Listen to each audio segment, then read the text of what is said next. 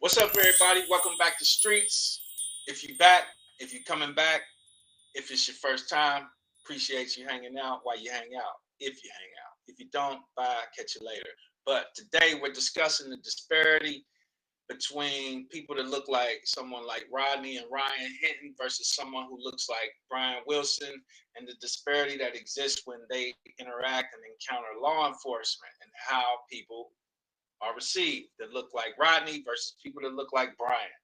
So, if you're not familiar with who Rodney Hinton and Brian Wilson are, and Ryan Hinton, his son, and then the deputy, his name is actually John Hinton, no relation, quite peculiar though. The deputy, but not the deputy, but the sheriff who was in charge over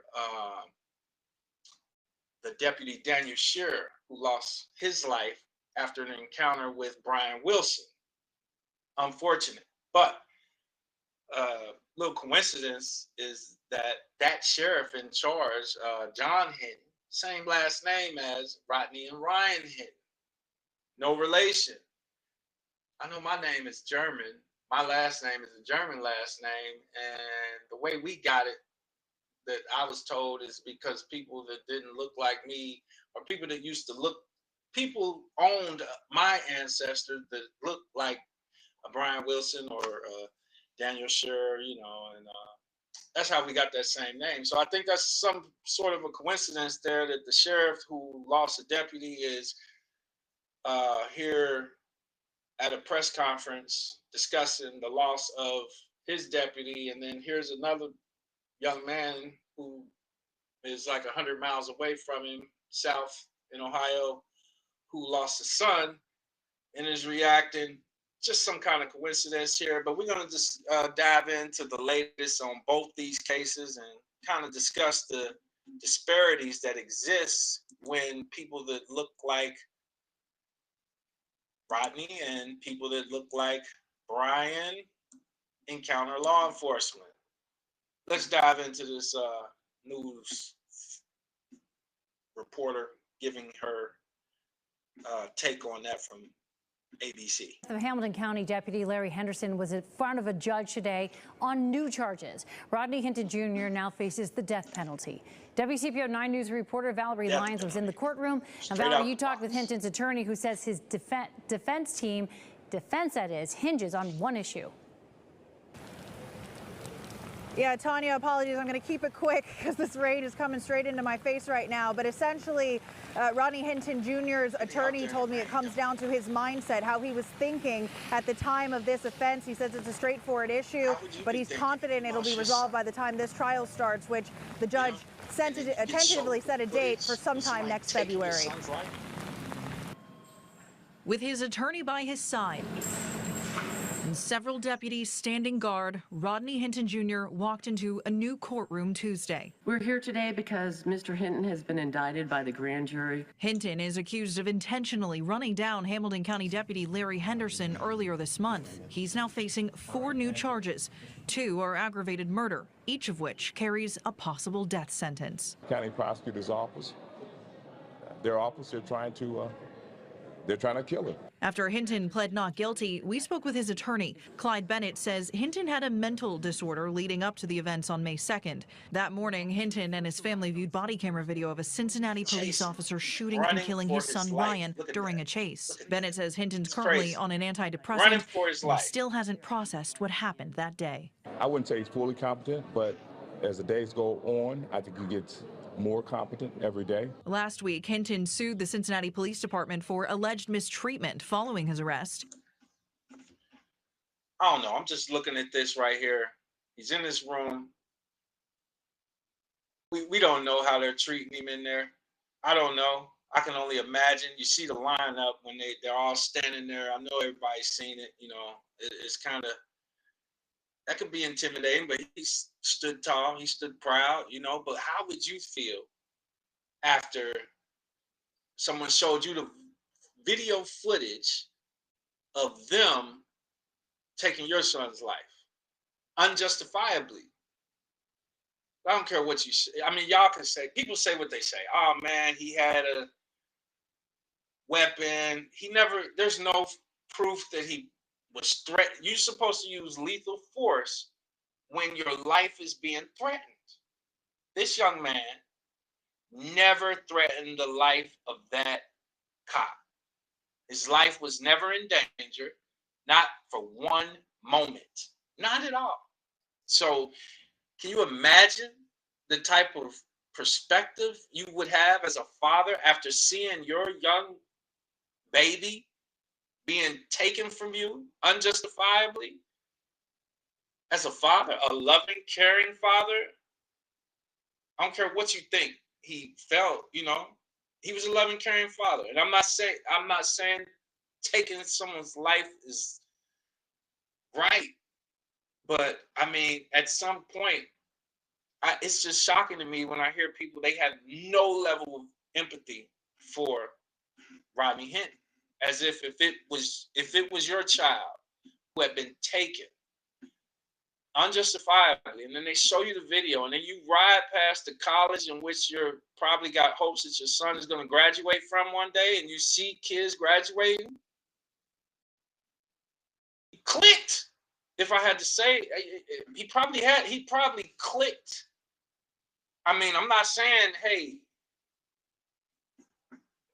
whatever, but I mean, come on, 2 counts of aggravated murder? 2 counts? This other guy, when we see, I'm going to show in just a minute, he didn't even have 1 count. He didn't even have 1 count. I mean, he has 1 count. That's what he has, 1. He claims authorities tried to intimidate him during his first court appearance. Bennett is not representing him on the complaint, but we asked him about the claims anyway. The sheriffs were given a show of support for a fallen deputy, their colleague, their fellow, and I respect that. And then some individuals say that was a show of intimidation of force. But that's behind us now. Looking forward, Hinton could pay with his life for allegedly taking one. So I asked Bennett one more question. There are a lot of eyes on Rodney right now. A lot of people watching him right now. What's your message to the community? Again, this is a high-profile case. My message would be that in our great country, in our great community, you're presumed innocent until proven guilty, and he's not been proven guilty. I would ask that everyone be objective and be fair. Well, yeah, that's Don't settle for less. Here's what others are doing to fix missing and broken teeth. The company everyone has been raving about is called Nuvia. It's a sad set of circumstances for all parties involved. I definitely Don't settle for less. Say here's what others are doing to fix missing and broken teeth. The company everyone has been raving about is it's unfortunate, for sure. Very unfortunate. But I'm shocked when I see that. For me, I'm shocked when I really hear people act like there is no room for any degree of empathy in the case of Rodney Hinton. 0%. And as you'll see with this case of Brian Wilson, who took the life of Daniel Shearer, there's no doubt about that. His mental state was, or what he thought. He for sure told that deputy, hey, if you come up here, I'm going to put you in a box if you come up here. There's no room for debate on that. And as you're about to find out, you'll see he's got 1 count of aggravated murder. And this is, to me, that's premeditated. I've already premeditated that I'm going to take your life when you come up here. And he took his life. I don't know. I haven't even heard anybody talk about capital punishment in the case of Brian Wilson yet, but let's check it out.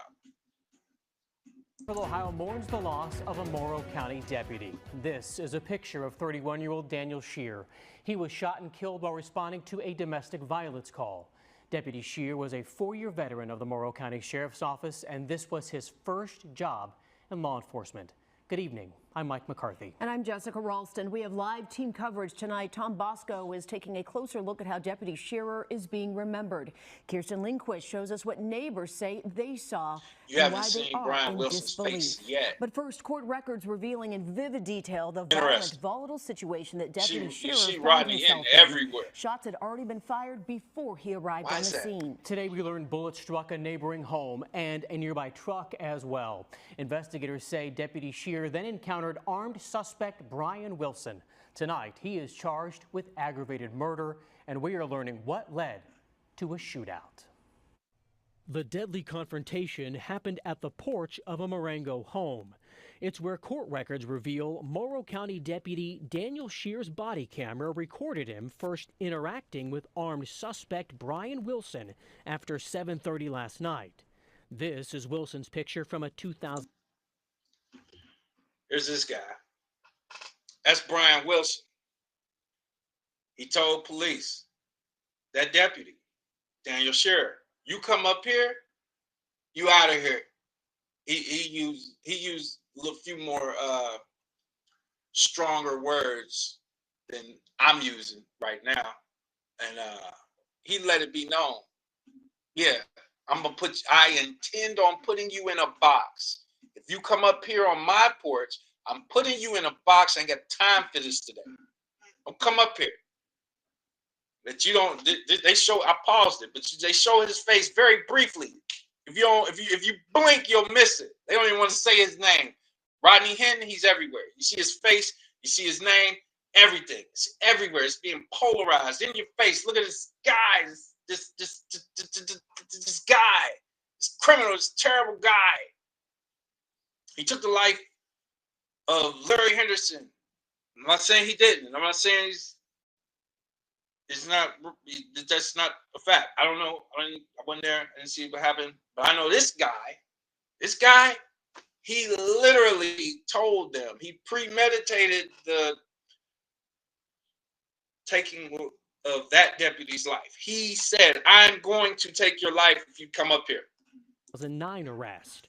Records show a neighbor warned the deputy Wilson had already fired shots Monday night and said, quote, if I was going to die tonight, I'd be okay with it. Records also reveal details of a conversation between Wilson and the deputy, with Wilson saying, quote, don't come up here, and, quote, I'm not in the expletive mood. When the deputy tried to de-escalate the situation by talking with Wilson, Wilson said, quote, I will expletive kill you. I will then going on to say, quote, I'm not expletive playing. Effing playing. You better just effing go if you want your family to see you tomorrow. This is premeditated. How is this not? These got 1 count of ag murder.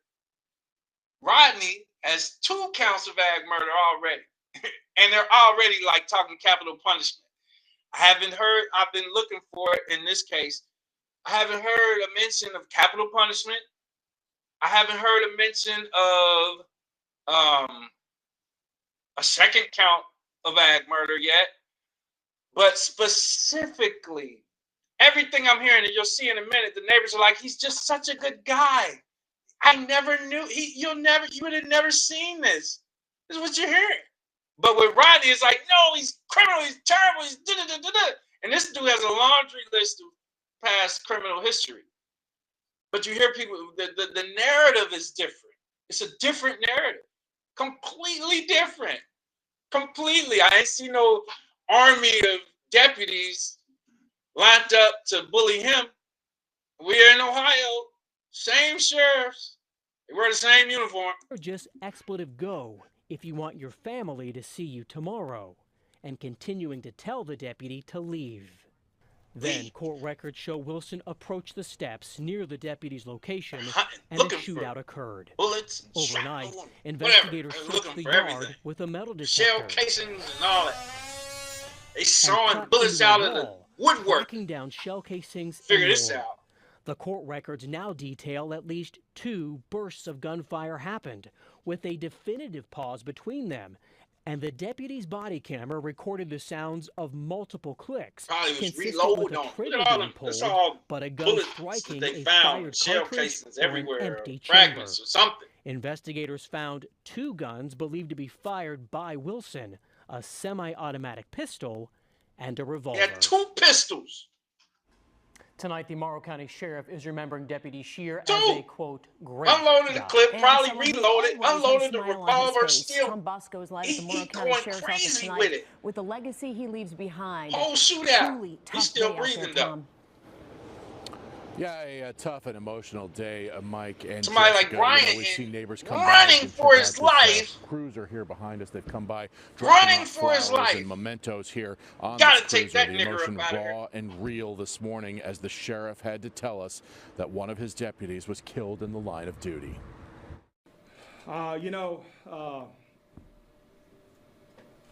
It's John Hinton. He's the sheriff.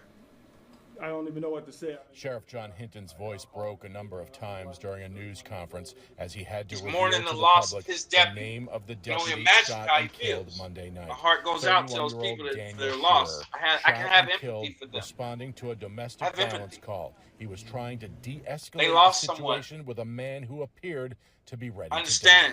Here's what we know about Deputy Daniel Shearer. He leaves behind his mother and father, who live nearby. He was serving in his first law enforcement job. The sheriff says he hired Shearer in 2021. I can empathize with those ago, people and their that the deputy was positive and upbeat. Always had a smile on his face. Never in a bad mood. Sheriff John Hinton. I don't know. This is a saying I've said for a long time. I don't believe in coincidences. I think it's a stupid word, coincidence. I don't even like saying it. It's a crazy word. But this sheriff has the same name as Rodney Hinton.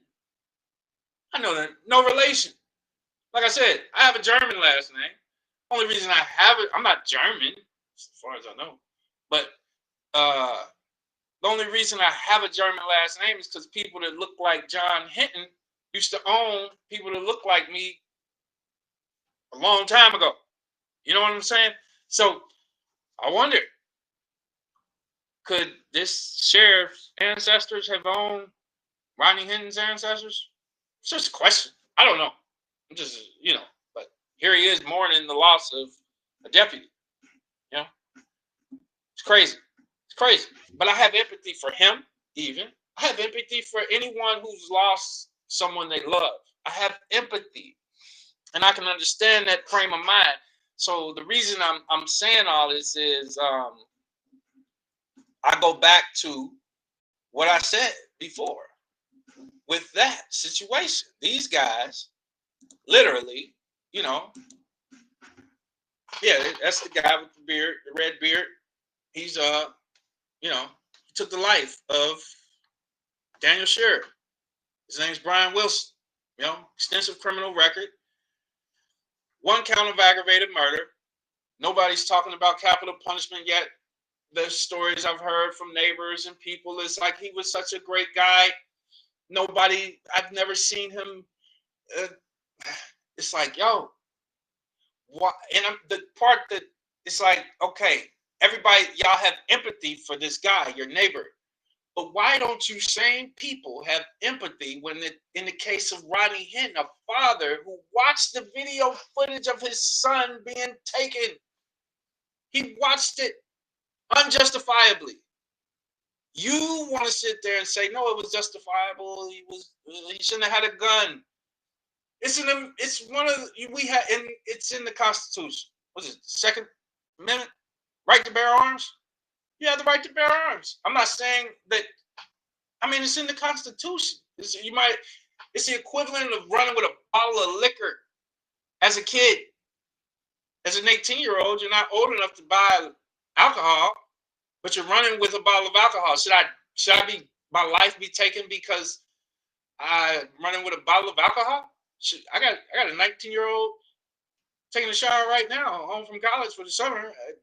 I don't want to have to worry about his life being taken tonight. He's going door dashing in a minute. I don't want. Who wants to worry about that? And the point I'm making is that, yo, where's the empathy? Just have some empathy, man. Come on now, just a little empathy, But I'm curious how this is going to play out for Brian Wilson and his case. He has 1 count of aggravated murder so far. These 2 cases happened probably 100 miles from each other. Up there is a suburb of the Columbus area. We're in the Cincinnati area, so it's I'm just curious how it's going to play out. Is capital punishment going to be part of the discussion here? I'm curious. I haven't heard it yet. I'm curious to hear what's going to happen. in this situation. Keep you posted. See you next time.